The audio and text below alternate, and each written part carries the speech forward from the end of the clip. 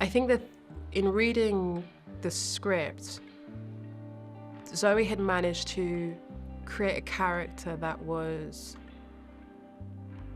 really complex, given the context of the story. I'm a big fan, she's a really big fan of genre films, and so kind of exploring this idea of power and power dynamics within the scope of a private island and a billionaire, and it was really special. So for me, the character really spoke to me, and it was someone I felt like I already knew. Zoe is incredibly involved. Like, you know, from the beginning, there was such a care for it. This is her baby. This is what she's been working towards for about 5 years. Before we even started filming, like, she's been playing with this idea for the longest time. So we were able to have many, many, many conversations up until the point where we were shooting, and then even while.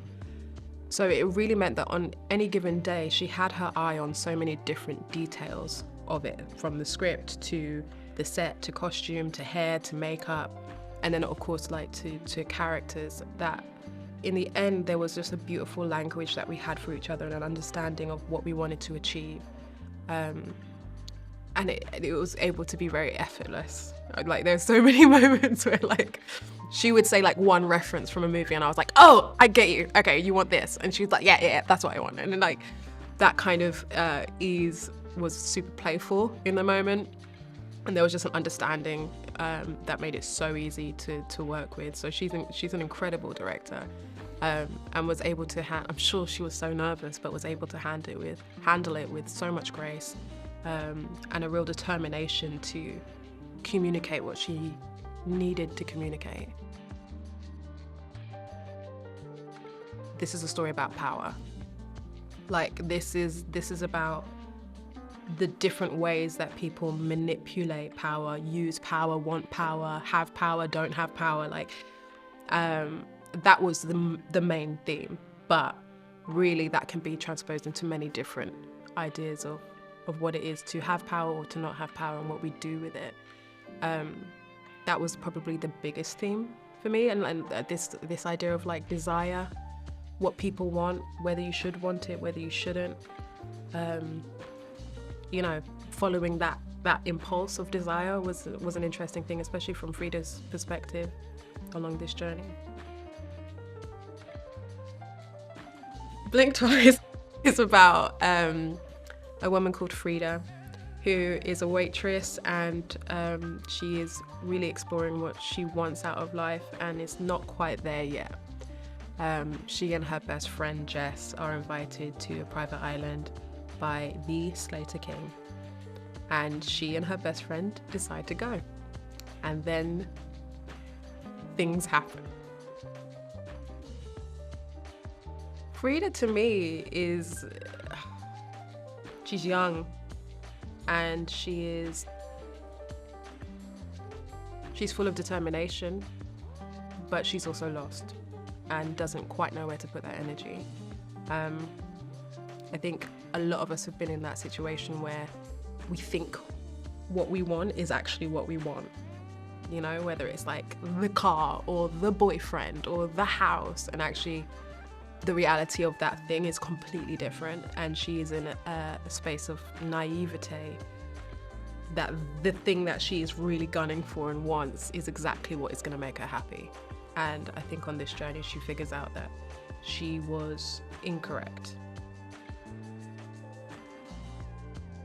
I've never seen Channing perform like this, and I think, again, like, Zoe was amazing at casting, because to me, like, watching Channing in all of his movies, he's so likable and so charming, and you're on his side, and he brings that to the character.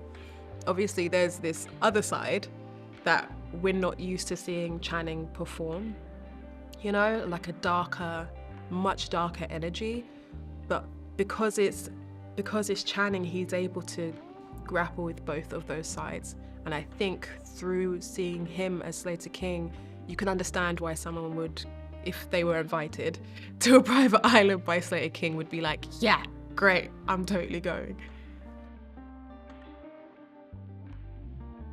The vibe of it, the people, the kind of, that energy of just like wanting to have fun and like pushing each other to like go further and laugh louder and sing louder, and all of that stuff was really there. So, I mean, I think the film holds that energy. We genuinely, like, over those like 3 months, formed a really, really close bond, all of us. So I think that is the vibe of the private island. Slater's crew is, you know, a bunch of nice guys. They're the guys that are like friendly, and they, you know, they've got their own careers and they're down to have fun, and they say the right thing, and, you know, they're the type of people you'd want to hang out with at a party and talk to, because they're interesting people. So, you know, again, Zoe did this amazing job of picking people that we already have that connection with. Like every guy in the film has, we've seen them in other things, and they're the good guys, mostly, except for when Christian Slater was in Heathers. That doesn't count, but also like that's such a likable character. But do you know what I mean? Like, I think that there's just like this feeling of like, oh, we know these guys.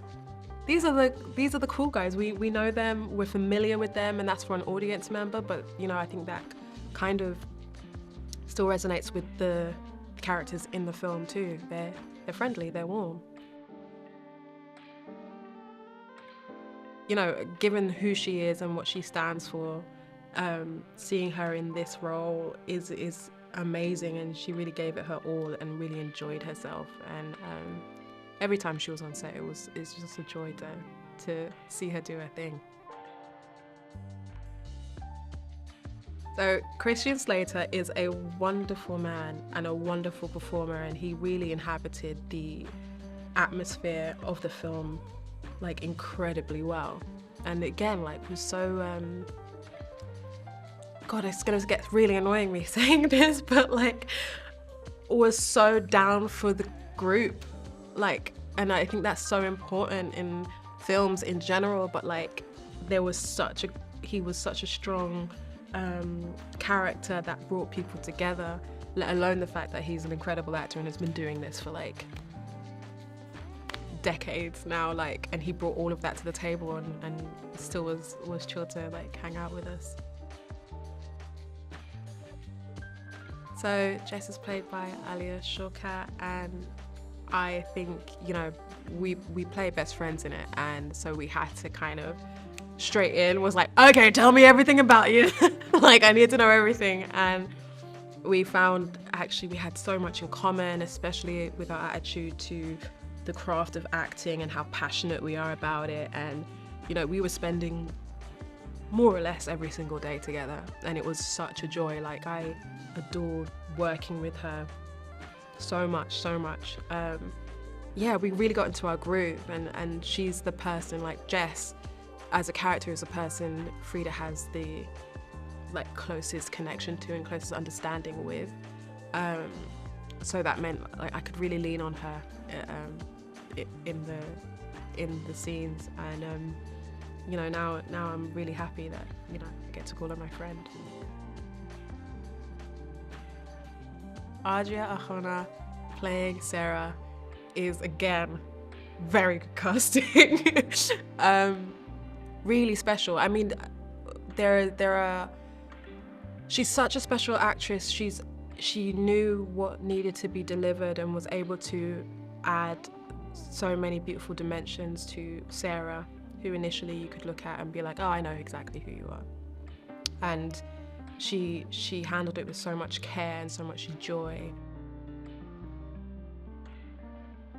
The fun, pacey energy of this is really, really special. But then afterwards, I really hope that there are moments where the audience members can start to discuss the deeper layers of it. You know, I think it's always special when you can watch a film for many different reasons, and extrapolate it however you want to. And if it speaks to you, you can really talk about it deeper.